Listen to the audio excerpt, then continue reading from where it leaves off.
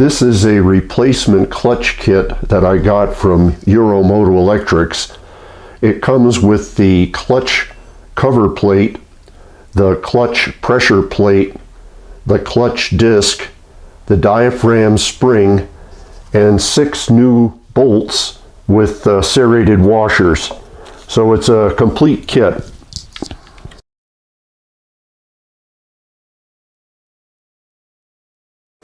Now, before I assemble the clutch, I'm going to use brake cleaner on these surfaces on the clutch cover and the pressure plate, because they probably have oil and debris on them and I don't want to foul up the clutch disc. So I cleaned up the contact surfaces on the clutch cover and the pressure plate, and that's the garbage that was sitting on brand new parts. So that's why it's important to clean it before you put it together. Now, the other thing that I do is on the back of the pressure plate are some ridges that fit against the diaphragm spring, and they move. So I'm going to put just a tiny amount of Moly 60 paste, which by the way is no longer available, but you can use the Moly 77. It's a good substitute. Now, the other part that rubs is the diaphragm spring inside edge. It rubs against the flywheel. So I'm going to put a very, very thin amount of Moly 60 along that contact surface. You want it to be very light because as these parts spin, you don't want them to throw any of the Moly 60 off and contaminate the clutch disc.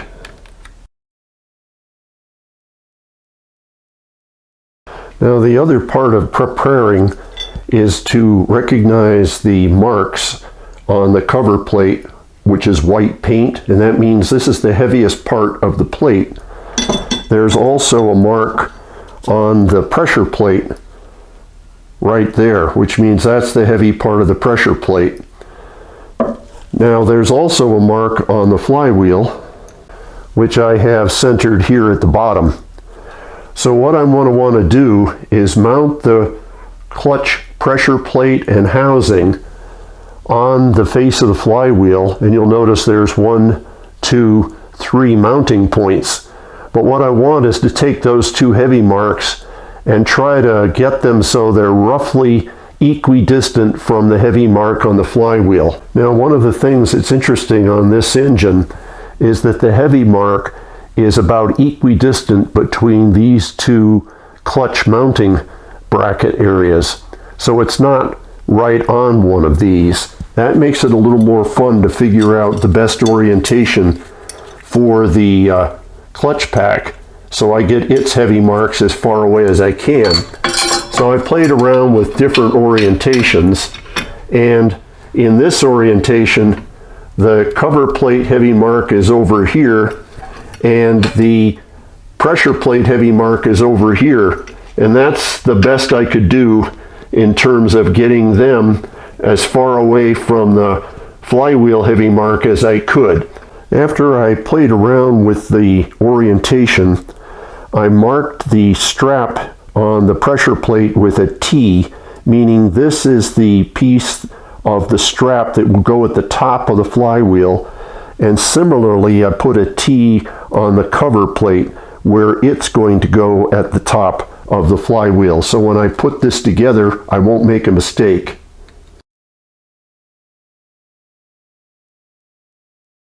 Now, when I mount the clutch disc is going to fit in here like this, and it needs to be centered.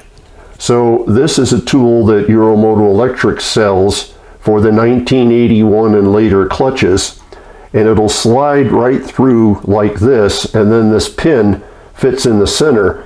So when I mount the clutch, I can be sure that I get the clutch disc centered. And that's important because when I put the transmission in, the transmission input shaft splines have to line up. So it's good that I have this tool to make it easy to get the clutch disc centered. Now, there's another important parts orientation you want to get correct, and that has to do with the clutch disc. This face of the disc has a sleeve and this face does not. The sleeve will point at you when you look at the rear of the engine, and it's where the transmission input shaft is going to go. Now this is the clutch cover plate, so the disc is going to go like that. So here's the sleeve pointing at me, and this is the plate side that I see as well. So I've got that in the right orientation. Now one other little thing I did is I put a T here on the housing, because that's what's the top for the housing, but I put it on the inside, so now I can pick up the pressure plate with its T on the strap, flip it over, and I've got everything in the right orientation. And all I have to do now is put a little Molle 60 on these ribs and around the edge of the diaphragm spring. Now I've got a little bit of Molle 60 right on the ribs, just on the edge here, and I've got a little bit on the diaphragm spring around the edge. Not much, just a light smear. Now I'm ready to assemble the clutch. So first thing I do is take the diaphragm spring. This is the inside, so it just slips in here like that. And then I'm going to take the clutch pack, sort of pick it up as a unit, and make sure the top is going to go to the top, which is the T. So that pack's going to slide up here like that.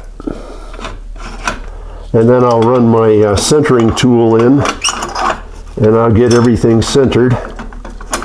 And then I can run my bolts in, and there we go, centering tool's in. Now I just need to catch the pinholes where the pins go, and then I can run my bolts in to hold the pack on.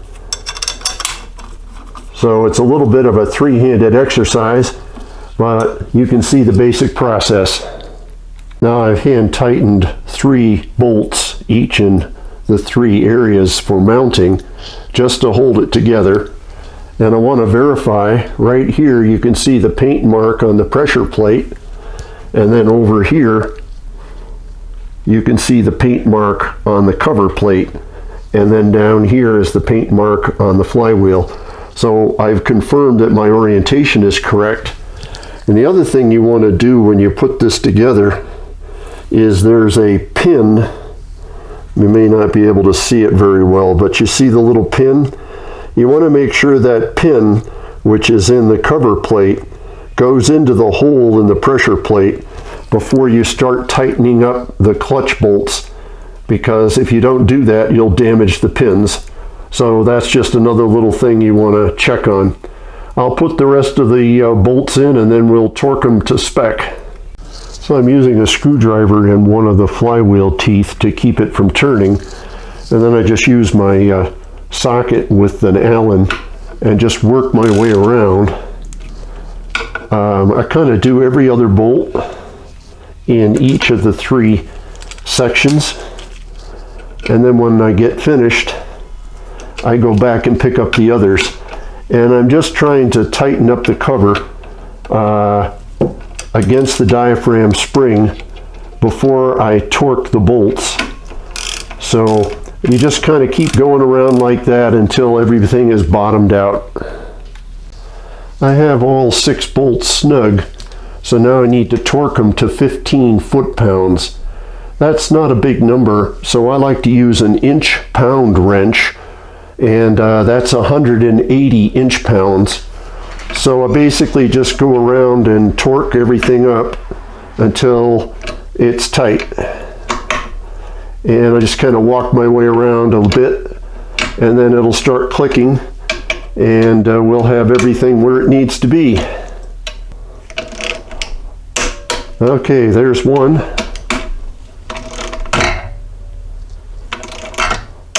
Two.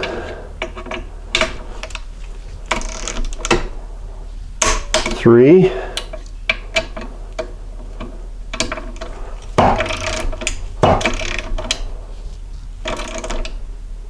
Four.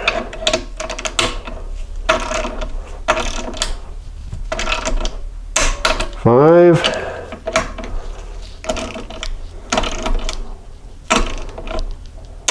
6, and we'll just keep going, make sure everybody's still tight. That's good. 1, 2, 3, 4, 5, 6. Okay, I can pull the centering tool out and the clutch is installed.